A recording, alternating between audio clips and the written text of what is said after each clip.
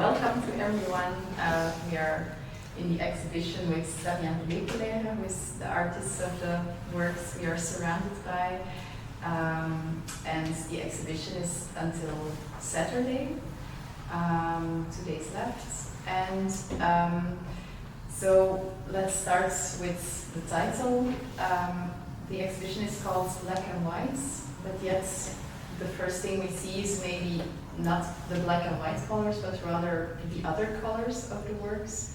And so maybe we can start by talking a little bit about that. It is the start of the series, the idea of creating a painting that would be a quick addition of black and white to a color canvas. And also black and white, it's kind of the, you can say black and white, black or white, it's kind of the, when arguments are without any type of nuances. So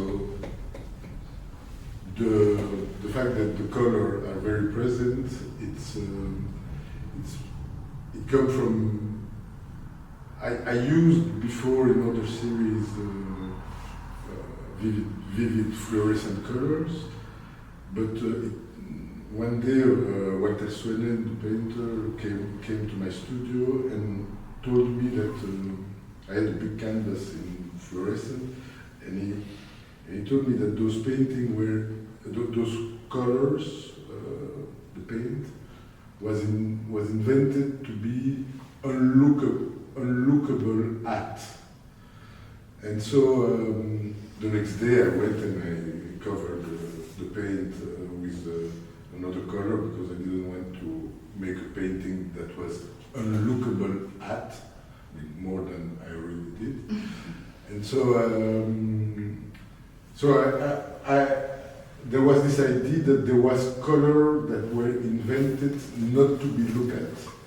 And so I thought that it was a nice challenge for a painter to be dealing with that, what to do with something that is not supposed to be looked at. So that's the start of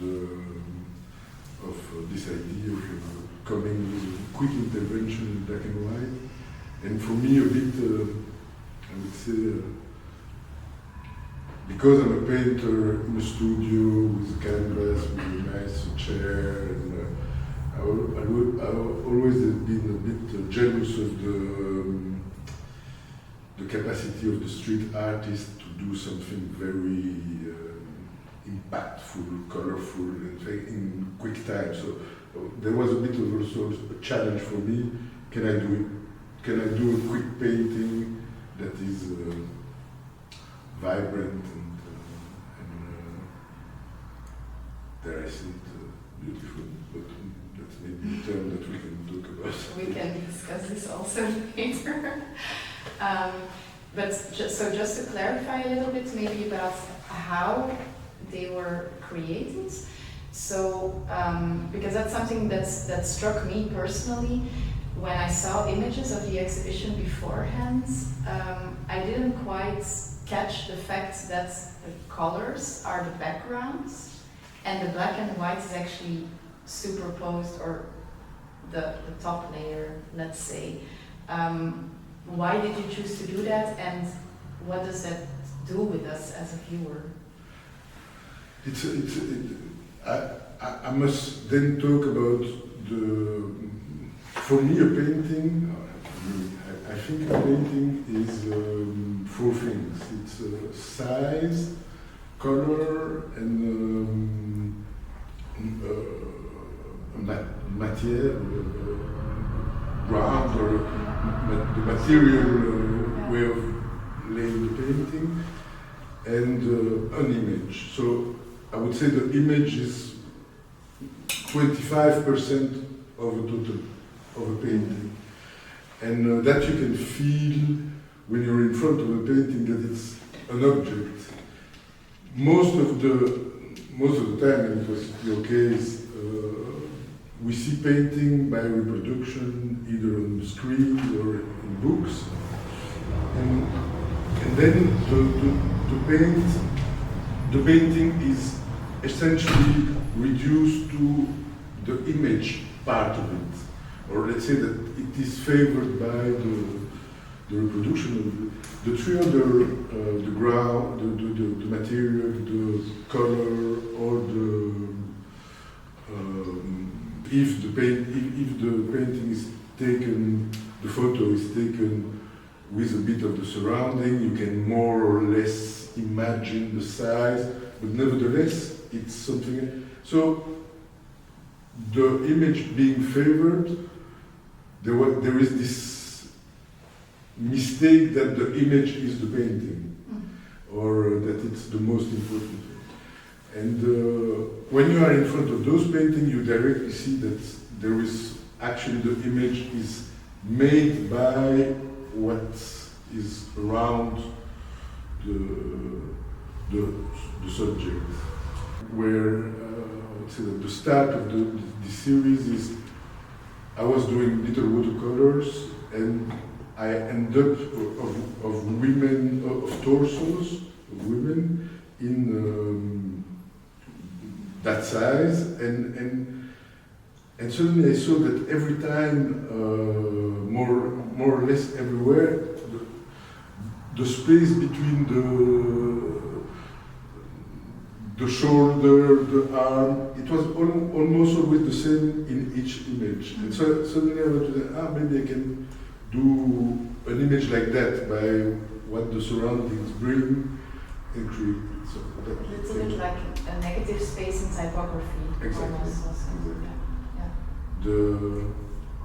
I don't know, it's because I'm dyslexic, but I have a tendency to see, when I see a written word, I see at the same time as much the space that that is around the word, so the negative space. And so this is that use like that. Yeah. And it also, because you play with back and foregrounds, again, for me as a viewer, when you look at the paintings long enough, you actually start to doubt what you're seeing. So we are in front of a series that is seemingly mainly female bodies, but the longer you look, the more it's abstract shapes actually.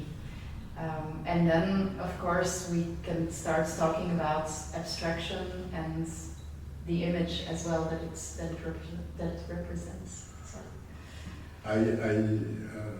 There's silhouette a very visible silhouette of women in the first, but as soon as the image fades, the figurative impact fades, suddenly you start indeed to see shapes and that it's not about the body, that it's not a figure. I'm not telling a story about a pose or about it's not. And sometimes you can only see the body, so it's this back and forth between what your brain brings you to.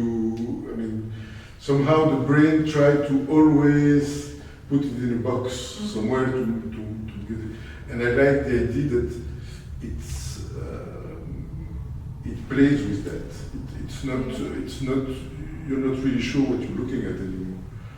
I try to have that in all my. I mean, it's one of the aspects that maybe liaises all my work. It's this idea that it looks like something you know, but actually maybe it's a bit off. You mentioned in a previous interview, I think it's in the text that everyone received today. You talked about painting as exercises of looking, also for yourself. Yeah, right? our work, our image work, yeah. and for me, you were talking about abstraction, because the dispositive, the layout is so simple, it creates an abstraction that it's very strange to me. I end up with strange painting, which is my favorite position somehow. A bit uncomfortable sometimes, but I like when I don't really know anymore what's in front of me, that it's not just a program that I start from A to Z. There is surprise in each painting because the painting arrives at the end in one go, I would say, in one session. So you also don't have so much a preconception of what it will look like exactly, or? No, more when I choose the source image, I know more or less where it's going, but at the end it's a surprise or an adventure at the image, which is the way I conceive painting. It's for me painting. It's not has been always like that, but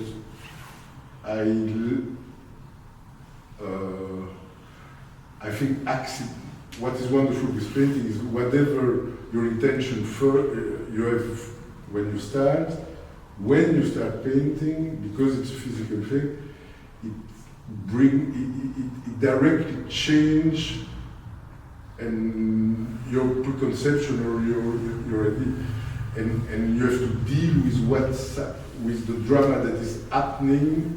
Although you have idea to go somewhere, it might bring you somewhere else, and it's there. Sometimes they're very nice surprise. Sometimes not. Sometimes it's not working. But when it works and you didn't really, I was saying again what Tessuren says something very nice. But I think it's Bram van Velde who said once that somebody asked him why he painted like that, or why he did certain work, and his answer was to see it. And so there is a relationship between what in painting that is fantastic. There is an action, and then you are the witness of that action, and then you can go somewhere else or decide to stop, but it's before you see it, you haven't seen it.